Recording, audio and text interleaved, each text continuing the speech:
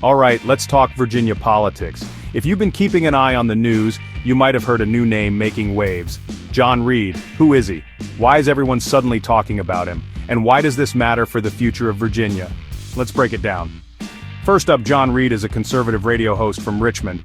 He's been a familiar voice for years, but now he's stepping into the spotlight for a whole new reason. On June 17, 2025, he won the Republican nomination for Lieutenant Governor of Virginia, completely unopposed. That's right. After Fairfax County Supervisor Pat Harity dropped out of the race for health reasons, Reid was the last man standing, and the party rallied behind him. But this isn't just a routine nomination. Reid is making history as the first openly gay man to run for statewide office as a Republican in Virginia. In a party that's been wrestling with questions of identity and inclusion, that's a big deal.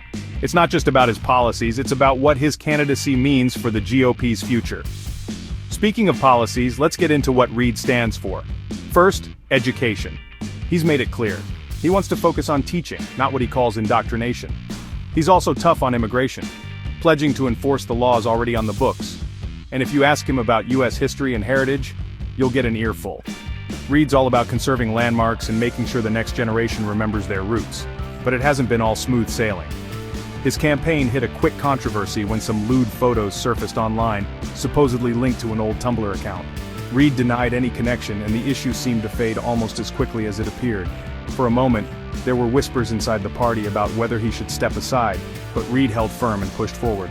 Now, he's joined on the Republican ticket by Winsome Sears, who's running for governor, and Attorney General Jason Miyares, who's looking for re-election. Together, they're hoping to keep the governor's mansion in GOP hands after Glenn Youngkin's term ends. But here's where things get interesting. The Democrats have a razor-thin 51-49 majority in the Virginia House of Delegates.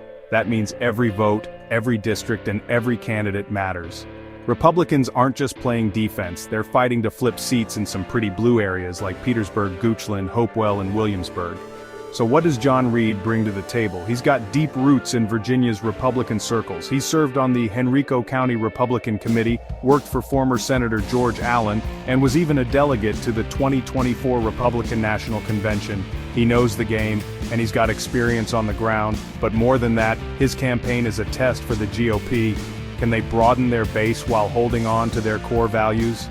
As November draws closer, all eyes will be on Virginia.